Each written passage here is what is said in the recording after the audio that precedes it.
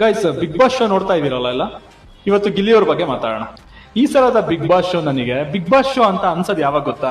Weekend ಅಲ್ಲಿ Sudeep sir ಬಂದಾಗ. ಉಳಿದಿದ್ದ ಎಲ್ಲಾ ದಿನಗಳು ಕೂಡ Gilli show. It's completely Gilli show. ಏನ್ ಡಾಮಿನೇಟಿಂಗ್ ರೀ ಅವರು, ಏನ್ ಸಖತ್ತಾಗಿ ಆಟ ಆಡ್ತಾ ಇದಾರೆ. ಯಾವ್ದಾದ್ರು ಕಂಟೆಸ್ಟೆಂಟ್ ಯಾವ್ದೇ ಸೀಸನ್ ಅಲ್ಲಿ ಈ ತರ ಪಾಪ್ಯುಲರ್ ಆಗಿರೋದು ಯಾವತ್ತಾದ್ರು ನೋಡಿದೀರಾ? ಈ ತರ ಫ್ಯಾನ್ ಫಾಲೋಯಿಂಗ್ ನೋಡಿದಿರಾ ಯಾವತ್ತಾದ್ರು? ನಾನಂತೂ ಯಾವತ್ತೂ ನೋಡಿಲ್ಲ. ಚಾನ್ಸೇ ಇಲ್ಲ. ಈ ರೀತಿ ಡಾಮಿನೇಟ್ ಮಾಡಕ್ ಚಾನ್ಸೇ ಇಲ್ಲ. ರೀಸನ್ ಏನ್ ಗೊತ್ತಾ? ಹೊರಗಡೆ ಹೇಗಿದ್ದಾರೆ ಒಳಗಡೆ ಹಾಗೆ ಇರೋದು ಸೇಮ್. ಹೊರಗಡೆ ಅದೇ ತರ ಇರಿಟೇಟ್ ಮಾಡೋದು, ಅದೇ ತರ ಕಾಲ್ ಎಳೆಯೋದು, ಅದೇ ತರ ಕಾಮಿಡಿ ಮಾಡೋದು, ಅದೇ ತರ ಫನ್ ಮಾಡೋದು, ಬಾಡಿ ಲ್ಯಾಂಗ್ವೇಜ್, ಬಿಹೇವಿಯರ್, ಆಟಿಟ್ಯೂಡ್ ಪ್ರತಿ ಒಂದು ಕೂಡ ಒಳಗಡೆ ಸೇಮ್. ಅದಕ್ಕೆ ಜನಕ್ಕೆ ಏನಾಗುತ್ತೆ, ತುಂಬಾ ಕನೆಕ್ಟ್ ಆಗತ್ತೆ.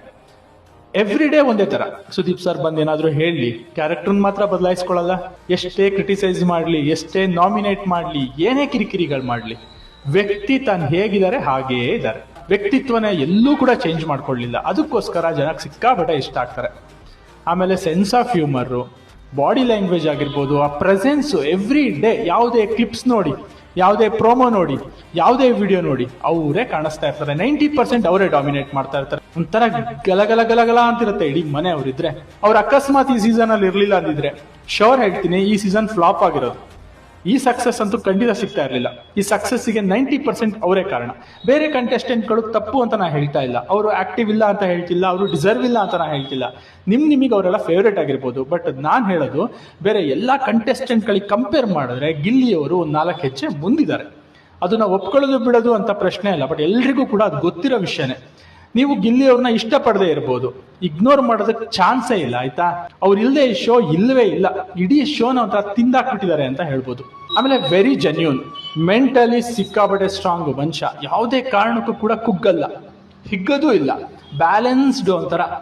ತಾನು ಹೇಗಿರ್ಬೇಕು, ತಾನು ಯಾವ ರೀತಿ ಎಂಟರ್ಟೈನ್ಮೆಂಟ್ ಮಾಡಬೇಕು, ಯಾವ ರೀತಿ ಕಂಟೆಂಟ್ಗಳನ್ನ ಕೊಡಬೇಕು, ಯಾವ ರೀತಿ ಜನಕ್ಕೆ ಇಷ್ಟ ಆಗಬೇಕು, ತುಂಬಾ ಚೆನ್ನಾಗಿ ಗೊತ್ತು. ಯಾಕೆ ಅಂತ ಹೇಳಿದ್ರೆ ಬೇರೆ ಬೇರೆ ಶೋಗಳಲ್ಲಿ, ಆಮೇಲೆ ಯೂಟ್ಯೂಬ್ ವಿಡಿಯೋಗಳಲ್ಲಿ ಕಂಟೆಂಟ್ ಯಾವ ರೀತಿ ಕೊಡಬೇಕು ತುಂಬಾ ಚೆನ್ನಾಗಿ ತಿಳ್ಕೊಂಡಿದ್ದಾರೆ. ಅದು ತುಂಬಾ ಇಂಪಾರ್ಟೆಂಟ್. ಜನಗಳಿಗೆ ಅದು ಬೇಕು, ಆ ಎಂಟರ್ಟೈನ್ಮೆಂಟ್ ಬೇಕು. ಒಬ್ಬ ಪ್ಲೇಯರಿಗೆ ಇರಬೇಕಾಗಿರುವಂತ ಗ್ರೇಟೆಸ್ಟ್ ಕ್ವಾಲಿಟಿ ಅದು ಅವರಲ್ಲಿ ಇದೆ.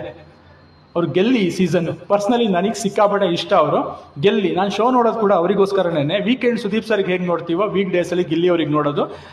ಮುಂದೆ ಒಳ್ಳೆ ರೈಟರ್ ಕೈಲಿ ಸಿಕ್ಕಿ, ಒಳ್ಳೆ ಡೈರೆಕ್ಟರ್ ಕೈಲಿ ಸಿಕ್ಕಿ, ಕನ್ನಡ ಚಿತ್ರರಂಗಕ್ಕೆ ಒಬ್ಬ ಒಳ್ಳೆ ಹಾಸ್ಯ ನಟ ಆಗುವಂತ ಎಲ್ಲ ಕೆಪಾಸಿಟಿ ಅವರಿಗಿದೆ. ಅವ್ರು ದೊಡ್ಡ ಸ್ಟಾರ್ ಆಗಬೇಕು, ಅವರು ದೊಡ್ಡ ಹಾಸ್ಯ ಕಲಾವಿದ ಆಗಬೇಕು. ಅವ್ರನ್ನ ನಾನು ಸ್ಕ್ರೀನಲ್ಲಿ ನೋಡಬೇಕು. ಇದು ನನ್ನ ಪರ್ಸನಲ್ ಆಸೆ.